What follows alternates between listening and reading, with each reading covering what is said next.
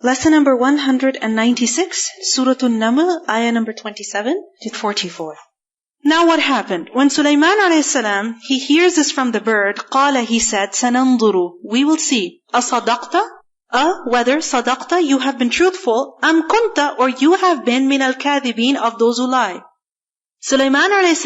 does not confirm, does not accept this explanation that the bird has given, nor does he deny outright.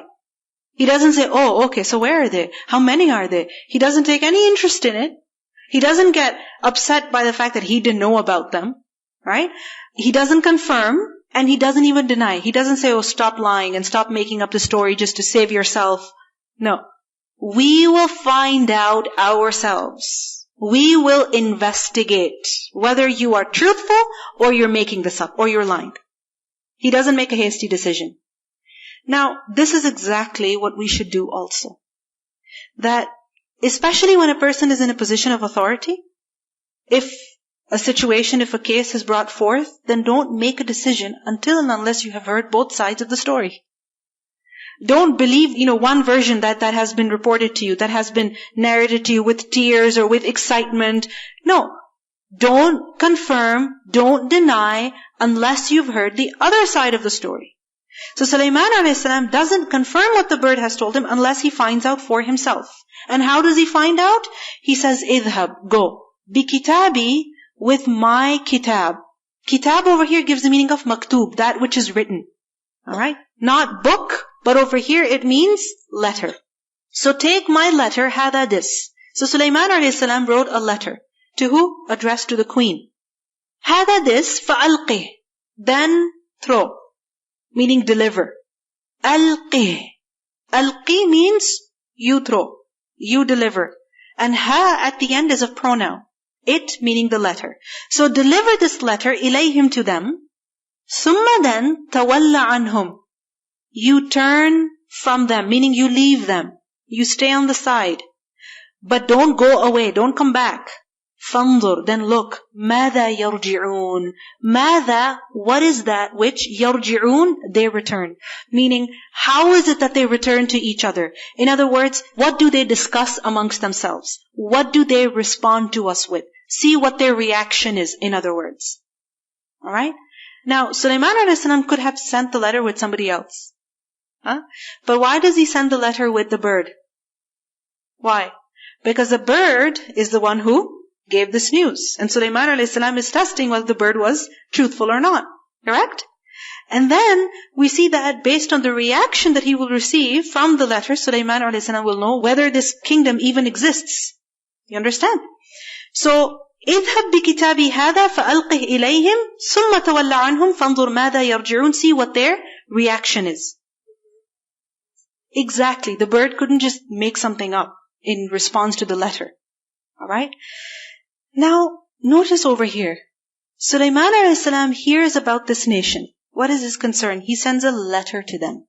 Now, in the letter, of course, is a message. The letter of a prophet. Think about the letters that the Prophet ﷺ sent to the different nations. What were they? Invitations to Islam. Sulaiman a.s., when he finds out about this nation, what is his concern? Their Islam. When we meet someone, what is our concern? Our dunya. Generally. We are more concerned about ourselves than we are concerned about other people. Sulaiman a.s., when he finds out about them, he wants to do da'wah to them. قالت. Now what happened? The Hudhud went and delivered the letter. When it delivered the letter, the queen read it. And when the queen read the letter, she didn't just keep it to herself. What did she do? قالت, she said, Ya ayyuhal mala, O eminent ones. So she shares the letter with her council. Inni, indeed I, ulqiya ilayya, it has been delivered to me. What has been delivered to me? Kitabun kareem. A kitab meaning a letter that is kareem, noble. Now a letter is noble because the one sending it is noble. For instance, if a letter has been sent by a king, it's a royal letter, right? So the one sending it is noble. Is that the case over here? Of course, Sulaiman a.s., who was he? A king. Likewise, a letter is noble because of its content, its message. Right?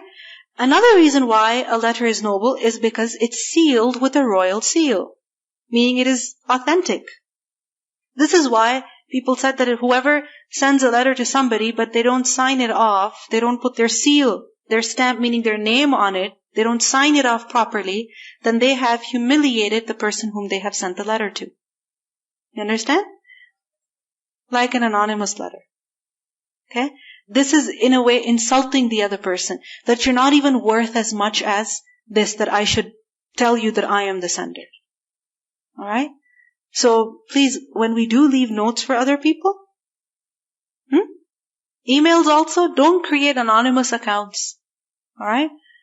With very strange names, Facebook accounts and God knows what, and then just haunting other people and sending them email after email, disturbing them. Especially text messages. I mean, we get numbers of other people from others, and then we send text messages without even mentioning our name. And if the other person asks, who are you? We say, guess who? I receive a lot of such messages. And you know what I do? I don't reply. I don't reply. Because if you cannot do as much as tell me who you are, I'm sorry, I'm not entertaining any message like that. And then if it's really important, what you have to tell me, then you will tell me who you are. So this is necessary. It's disrespectful. So she says that أُلْقِيَ إِلَيَّ كِتَابٌ كَرِيمٌ. A noble letter has been delivered to me. Now, what do we see over here? The queen, what is she doing? She's sharing the letter and also its content with who? With her council. Even though she is the queen. Can she keep it to herself? For sure she can keep the letter to herself. Can she respond to it herself privately? For sure she can. Does she need to consult her people? No, she doesn't, because she has that authority, that power. She can manage this all by herself. But what is the reason behind sharing this with her council, with her people? What's the benefit? You see, it concerned them also. This was a matter of the kingdom which concerned the people who lived in that kingdom. So this is why she doesn't keep this knowledge to herself, she shares it with them. And then she consults them that how is it that we should respond? Later on, as you will see in the ayat. Why? Because this is a matter that concerns them. And this is perhaps the reason why she was their queen, even though she's a woman. That why is it that her people respected her so much, and they appointed her as their queen, and they have accepted her leadership? Don't take this as, oh, that means that a Muslim woman can be a president and all of that. We're not discussing that. We're discussing the fact that she was in a position of authority, ruling over men. How? How? She won their hearts. She won their hearts. And how is it that she did that? By taking their shura, by consulting them. Just like the Prophet ﷺ, he was instructed, وَشَاوِرْهُمْ فِي الْأَمْرِ. Now this doesn't mean that on every little thing we start consulting other people. The Prophet ﷺ didn't consult people on every single matter. Many times, in fact, most of the time when the Prophet ﷺ took the Sahaba for an expedition, he would just tell them, we're going, come. And the Sahaba wouldn't know where they were going. They would not know where they were going. The Prophet ﷺ would not tell them, because if he did, the news would spread, the enemy would know, and of course the Prophet ﷺ, whatever plan he had, would fail. Right? So this is why he kept some things as private information and some things he made public through consultation. And this kind of wisdom is necessary. Because if we over-consult, that is a problem. And if we don't consult at all, that is also a problem. Innahu, she says, indeed it, meaning this letter, is min Sulaiman. It is from Sulaiman. Who is Sulaiman? Now she knows, he's the king. Wa innahu, and indeed it is, Bismillahir Rahmanir Rahim. It begins with what? The name of Allah, who is the most merciful, the especially merciful. What do we see over here? That the queen knows who the sender is. Sulaiman alayhi salam, he says, Innahu min Sulaiman. Min Sulaiman. From Sulaiman comes first. And then Bismillah.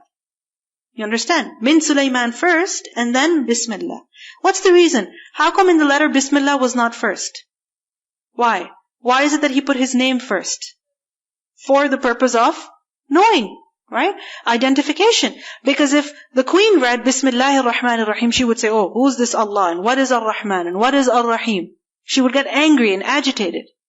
But when she reads, oh, this is from Sulaiman, that great king, now she's giving the due attention to the letter. And then when she will read Bismillahir Rahmanir Rahim, she will also accept that. The Prophet ﷺ, even when he had important documents written, and when he sent letters to the kings, what is it that he wrote at the top? Had written at the top, Bismillahir Rahmanir Rahim. The Treaty of Hudaybiyah. The Prophet ﷺ dictated that it should be written Bismillahir Rahmanir Rahim, and Suhail bin Amr, who at that time was a non-Muslim, he said that, no, we don't accept this. We don't accept Ar-Rahman. So he had it changed to Bismikallahum. Only Allah. Not Ar-Rahman Ar-Rahim. But what we learn from this is that it is prophetic etiquette that when you write an important document, when you send a letter, this noble statement should be mentioned at the beginning. Bismillahir Rahmanir Rahim. Allah, that not. Ta'lu, you be haughty. Alayya, against me, with me. Wa'tuni, and come to me, Muslimin, as ones in submission. Ta'lu, from Ain Lam Waw, Ulu. Allah ta'lu alayya, meaning do not rise up against me. Do not rise up against me. Instead, come to me in submission, meaning as Muslims, those who have surrendered to Allah subhanahu wa ta'ala. Now this means that the letter was not very long, right? There was no, oh, your honor and you're this and you're that and praising them and praising her beauty and whatnot. No, nothing like that. The letter is straight to the point, concise. And this is how the Prophet spoke, briefly and eloquently. The Prophets of Allah were men of few and powerful words. So, Allah ta'alu alayya wa'tuni muslimin.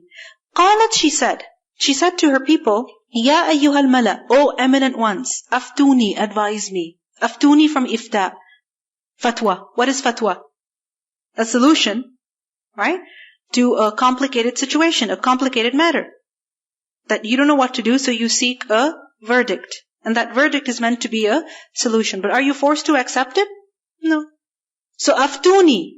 You give fatwa to me, meaning you advise me. You tell me what I should do. Fi amri, in my affair, meaning this matter, you advise me. Give your input. Because ma kuntu, I am not going to, qati'atan, conclude, one who concludes, one who decides, amran, affair, matter, hatta tashhaduni, until you are witness for me. قاطعة أمرا. قاطعة from the root letters قاف طاء عين. قطع. What does قطع mean? To cut. Now, when you cut something, like for example, you have a huge piece of meat, alright? You have the option of cutting it into, like long pieces, like for example for stir fry, or in cubes, right? Once you cut it, then the matter is decided. Isn't it? Once you cut it into cubes, then you can't turn it into stir-fry meat. Once you turn it into stir-fry size, you can't turn it into, meat that can be put on skewers.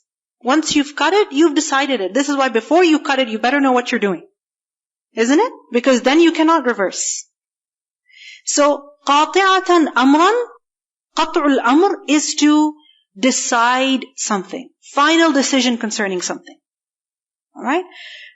To appoint one amr, leaving all other options. So I am not going to decide this matter until and unless tashhaduni, you are a witness for me, meaning you are part of this decision making. You have to put your share.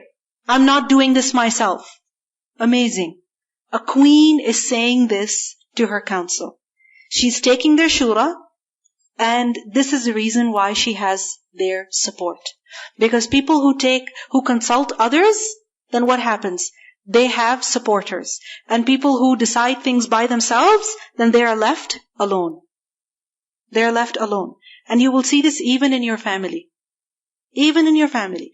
That if, for example, you want to do something, right? For instance, you want to, study a particular course. You just make up your mind yourself and you're like, you know what? By the way, FYI, I'm doing this. Are you going to get support from your family? Not at all. But if you say, Dad, I really want to study this course, what do you think? Do you think I can do it? And he says, yeah, for sure, why not? For example, you get his support, right? And then, of course, you need to be dropped off and picked up. Is he going to help you in that? And if you don't consult him at all, you decide on your own, and then you say, Dad, I have to go, please drop me. He's like, no, I can't, I'm busy right now. And then is it going to lead to a fight, an argument? Yes, it will. Even something as small as preparing food. When you consult other people, take their input, they are part of the process, they will accept it.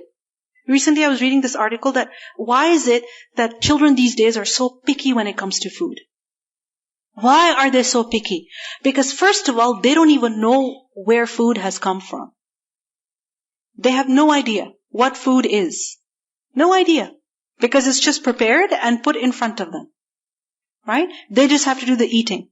When it comes to cooking, or picking the food, or buying the food, or growing the food, they have no idea how this works. So they just look at the final product, they don't like it, they leave it.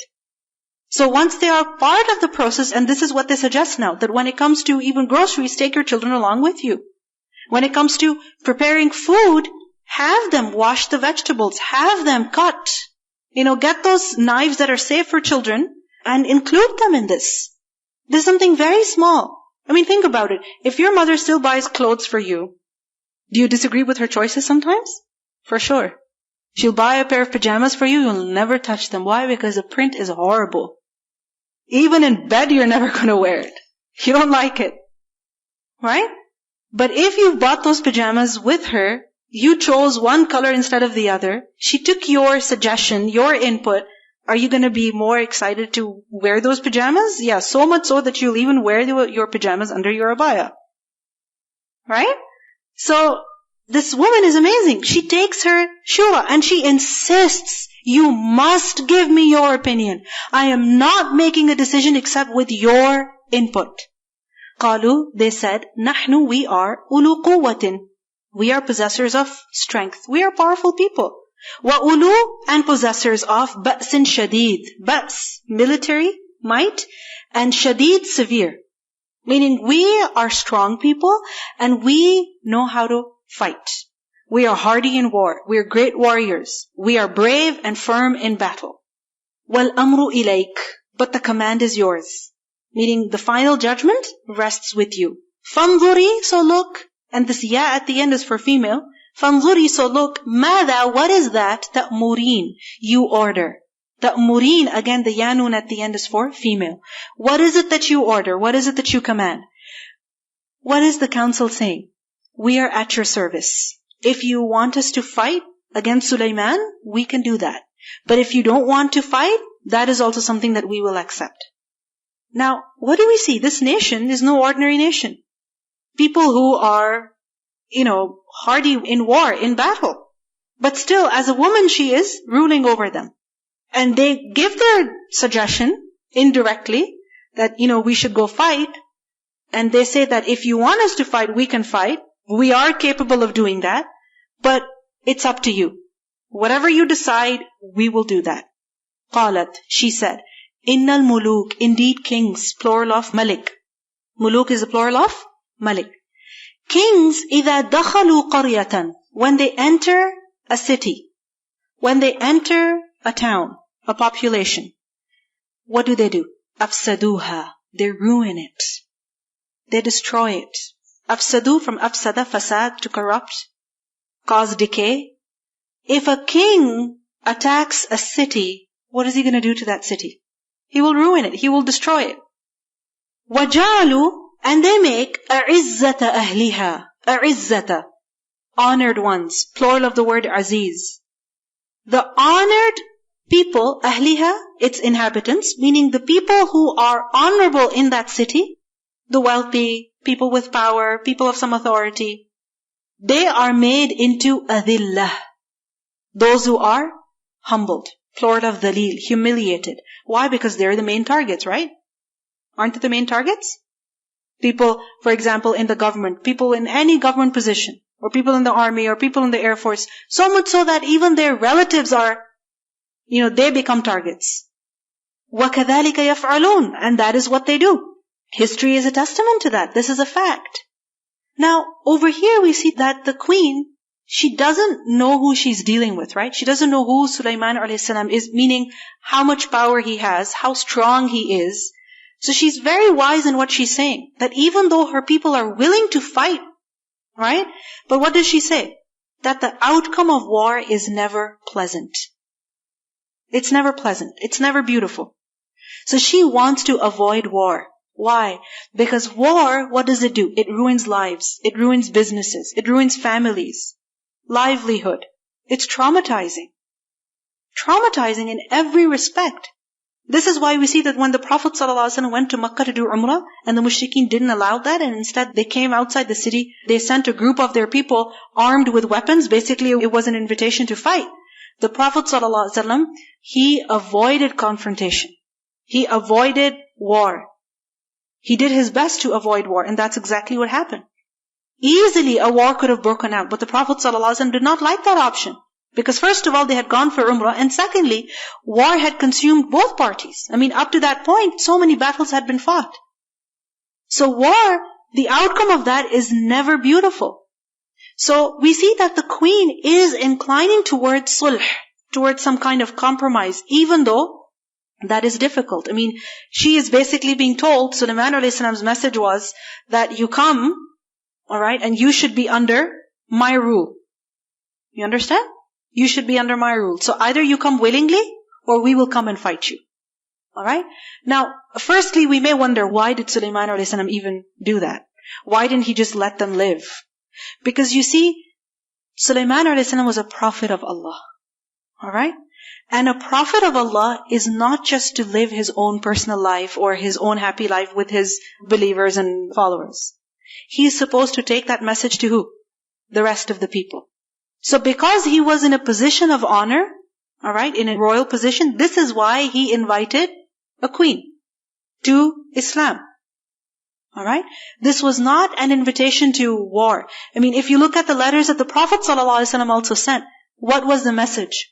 Accept Islam. Right? That was the main message. But what happened? Those who refused to accept Islam, they killed the emissaries of Rasulullah ﷺ. And because of that reason, one battle broke out, which led to another battle, which led to another battle. And gradually, what happened? Muslims, they conquered Persia, they conquered Rome, and all of that. The empire expanded. Right? So, that's exactly what Sulaiman a.s. was hinting towards. That either you can accept Islam, come, we'll discuss about it. And if you don't want to do that, then it might lead to war and bloodshed. This was basically a threat. And he could make that threat. Now, what happened? The queen, she is inclining towards discussion and sulh. Alright? She's inclining towards that. She doesn't want to go to war immediately. Because the outcome of war is always bad. So she says, وَإِنِّي, indeed I, مُرْسِلَةٌ إِلَيْهِمْ, I'm going to send to them. بِهَدِيَّةٍ, with a gift. I'm going to send a gift to them. So she wants to test Sulaiman a.s. That is he just an arrogant king who wants to expand his kingdom? Or does he really have a message for us, a religion for us? Is he really a prophet? So she's testing him. So I am going to send to them a gift. Hadiyah is a gift. فَنَاظِرَةٌ, then I'm going to look at bima, with what? يَرْجِعُ, he returns, al-mursalun, the messengers. Meaning those whom I send with the gift to Sulaiman a.s. Let me see what response they bring back. And then based on the response, we will make our decision. Either we will go and speak to them and discuss, or we're going to fight them. So she wants to know who Sulaiman a.s. really is. What is his strength? So basically, she's sending some spies over there. Okay? She's sending her people with gifts, her delegation with gifts. But the real purpose over here is to know how mighty is Sulaiman a.s. What's the size of his army? What's the size of his empire? What is his strength? So she wants to know who he really is. And based on that, she will decide whether to fight him or not fight him. But in this was an added benefit also. And what was that? That by sending a gift, she would know what kind of a man Sulaiman a.s. is. Greedy for power? or really a prophet. So basically, if he's a king, he will accept the gift. And if he's a prophet, he will reject it. You understand? If he's a king, greedy for money and power, he will accept the gift. And if he is more than just a king, then he is not going to be satisfied with the gifts that I send him. You understand? He's going to want more than just gifts. And which is why he's going to reject the gifts, and he's going to be firm about what he's demanded from us. This is something easy to understand. It's just as if you really want something very specific. For instance, you want to be with a friend of yours. You say that I want to go dinner with you. And she says, I'm busy, can't really go. And she makes excuses one after the other. Right? And instead she sends you a very nice flowery message. What are you going to say? I don't want your messages. I want your time. You understand? Now, if you're just someone who's craving attention, will you be happy with that flowery message?